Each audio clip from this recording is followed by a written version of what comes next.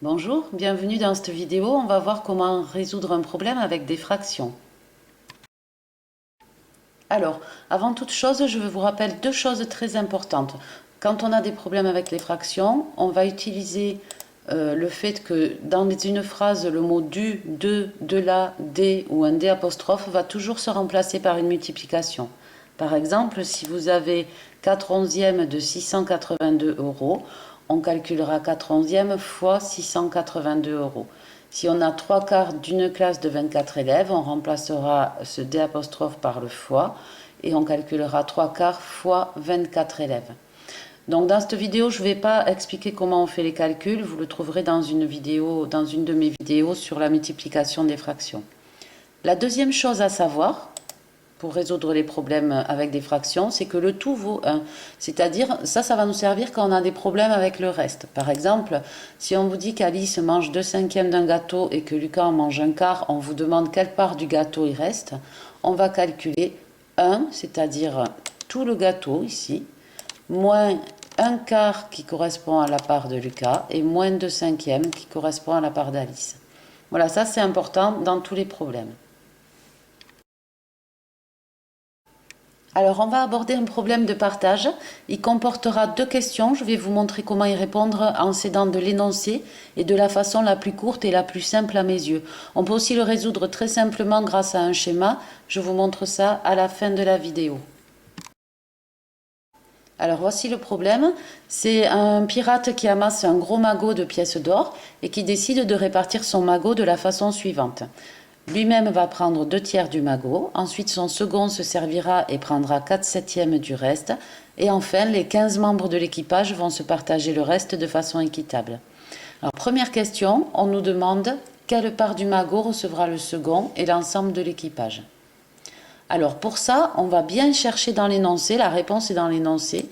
Dans la phrase qui dit que son second va se servir, il prendra 4/7 du reste. La réponse est ici, 4/7 du reste. Sauf qu'on a besoin de connaître le reste. Alors qu'est-ce que le reste? C'est ce qui reste une fois que le pirate s'est servi des 2/3 du magot. Donc on va calculer le reste. On va prendre tout le magot, c'est-à-dire 1, moins les 2/3 du pirate, et on va obtenir 1/3. Donc après que le pirate ait pris sa part, il reste 1/3.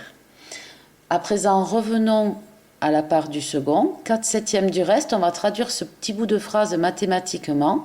4/7, je le laisse. Le mot du, je vais le remplacer par fois. Et le reste, je vais le remplacer par 1/3 qu'on vient de calculer.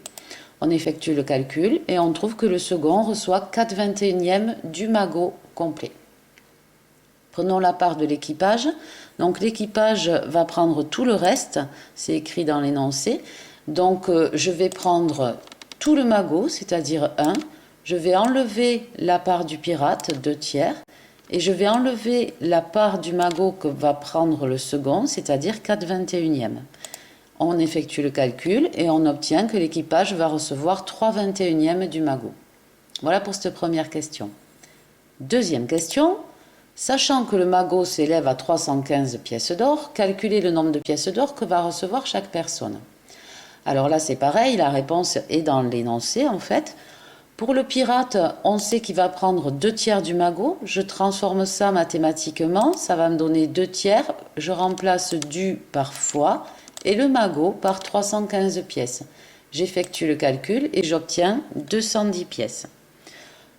Concernant le second, je sais qu'il prend 4/21 du magot, donc je traduis ça aussi mathématiquement, ça va donner 4/21 fois 315 pièces. Là aussi, j'ai remplacé du par fois et le magot par 315 pièces.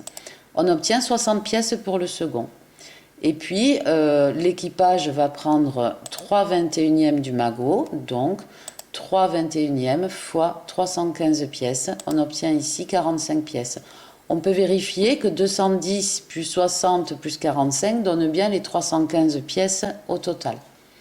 Voilà, donc c'est pas très compliqué, j'espère que vous avez bien compris. Je vous montre très rapidement comment faire ça avec un schéma. Vous allez voir, c'est assez magique.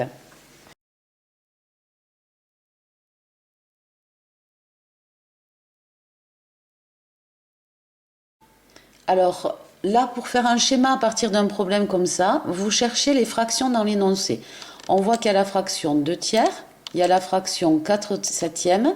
Ça va me donner la dimension d'un rectangle. Je vais prendre les dénominateurs 3 et 7 et je vais tracer un rectangle qui fait 3 sur 7.